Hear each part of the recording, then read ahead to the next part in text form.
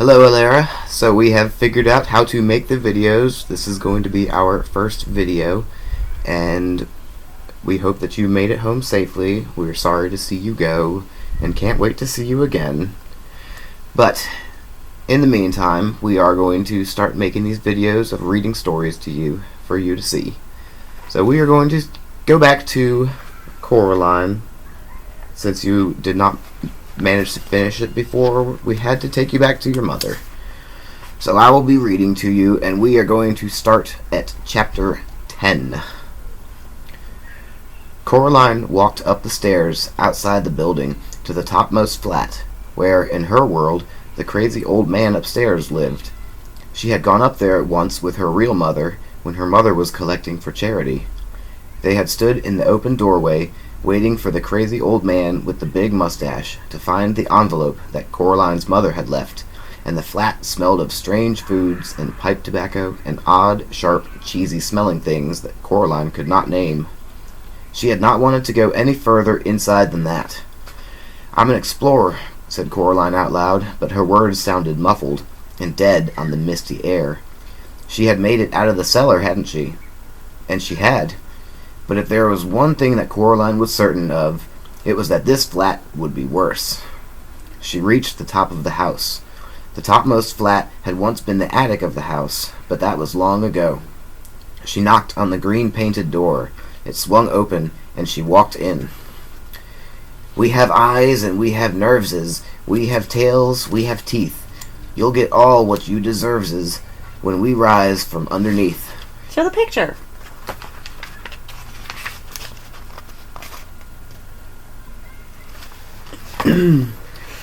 Whispered a dozen or more tiny voices in that dark flat, with the roof so low where it met the walls that Coraline could almost reach up and touch it. Red eyes stared at her. Little pink feet scurried away as she came close. Darker shadows slipped through the shadows at the edges of things. It smelled much worse in here than in the real crazy old man's upstairs flat. That smelled of food, unpleasant food to Coraline's mind, but she knew that was a matter of taste. She did not like spices, herbs, or exotic things. This place smelled as if all the exotic foods in the world had been left out to go rotten. "Little girl," said a rustling voice in a far room. "Yes," said Coraline. "I'm not frightened," she told herself, and as she thought it, she knew that it was true. There was nothing here that frightened her. These things, even the thing in the cellar, were illusions, things made by the other mother in a ghastly parody of the real people and real things on the other end of the corridor. She could not truly make anything, decided Coraline. She could only twist and copy and distort things that already existed. And then Coraline found herself wondering why the other mother would have placed a snow globe on the drawing room mantelpiece, for the mantelpiece in Coraline's world was quite bare. As soon as she had asked herself the question, she realized that there actually was an answer. Then the voice came again, and her train of thought was interrupted. "Come here, little girl. I know what you want, little girl." It was a rustling voice, scratchy and dry.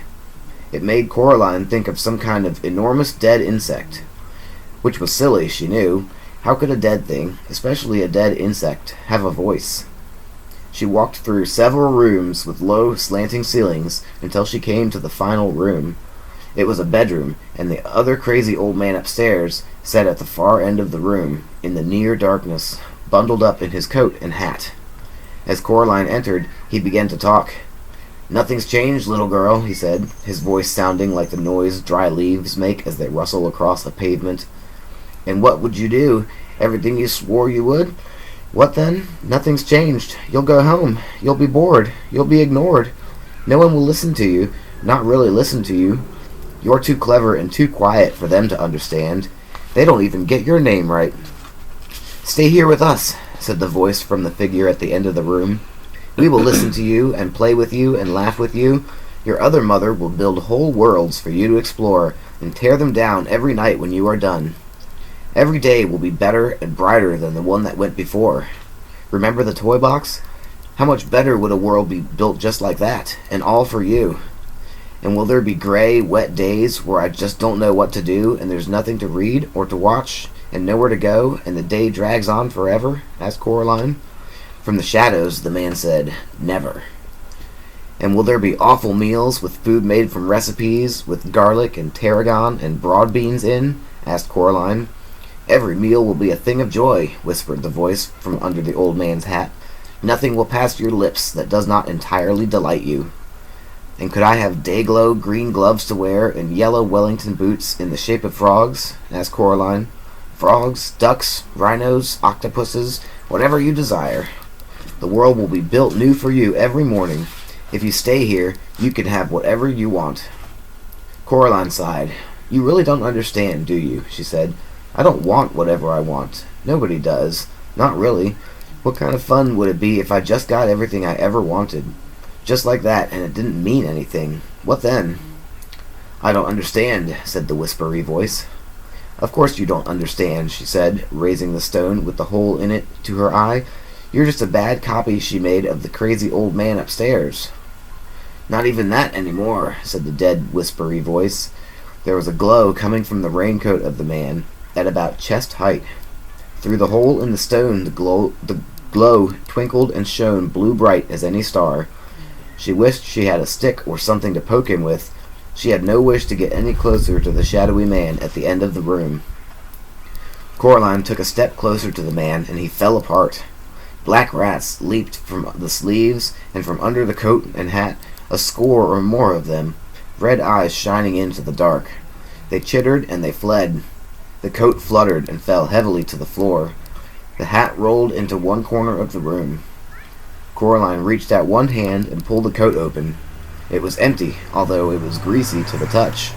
There was no sign of the final glass marble in it. She scanned the room, squinting through the hole in the stone, and caught sight of something that twinkled and burned like a star at floor level by the doorway. It was being carried in the forepaws of the largest black rat. As she looked, it slipped away. The other rats watched her from the corners of the rooms as she ran after it. Now, rats can run faster than people, especially over short distances, but a large black rat holding a marble in its two front paws is no match for a determined girl, even if she is small for her age, moving at a run. Smaller black rats ran back and forth across her path, trying to distract her, but she ignored them all, keeping her eyes fixed on the one with the marble, who was heading straight out of the flat, toward the front door. They reached the steps on the outside of the building. Coraline had time to observe that the house itself was continuing to change, becoming less distinct and flattening out, even as she raced down the stairs. It reminded her of a photograph of a house, now, not the thing itself. Then she was simply racing pell-mell down the steps, in pursuit of the rat, with no room in her mind for anything else, certain she was gaining on it. She was running fast. Too fast, she discovered, as she came to the bottom of one flight of stairs, and her foot skidded and twisted, and she went crashing onto the concrete landing. Her left knee was scraped and skinned, and the palm of one hand she had thrown out to stop herself was a mess of scraped skin and grit. It hurt a little, and it would, she knew, soon hurt much more. She picked the grit out of her palm and climbed to her feet, and as fast as she could, knowing that she had lost and it was already too late, she went down to the final landing at the ground level. She looked around for the rat, but it was gone, and the marble with it. Her hand stung where the skin had been scraped, and there was blood trickling down her ripped pajama leg from her knee. It was as bad as the summer that her mother had taken the training wheels off Coraline's bicycle, but then, back then, in with all the cuts and scrapes, her knees had scabs on top of scabs. She had had a feeling of achievement. She was learning something, doing something she had not known how to do. Now she felt nothing but cold loss. She had failed the ghost children. She had failed her parents. She had failed herself, and failed everything. She closed her eyes and wished that the earth would swallow her up. There was a cough. She opened her eyes and saw the rat.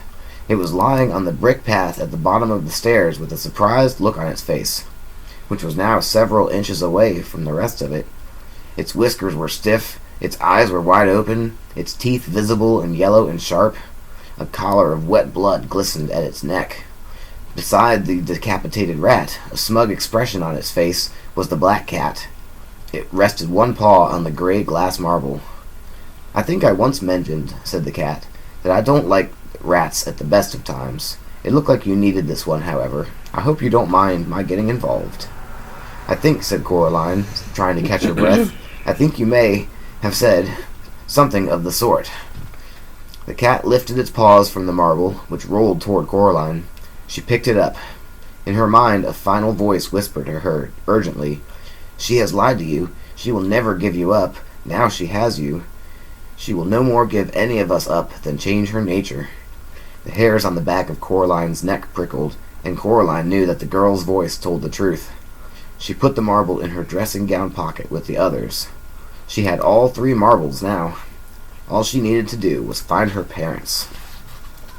And, Coraline realized with surprise, that bit was easy.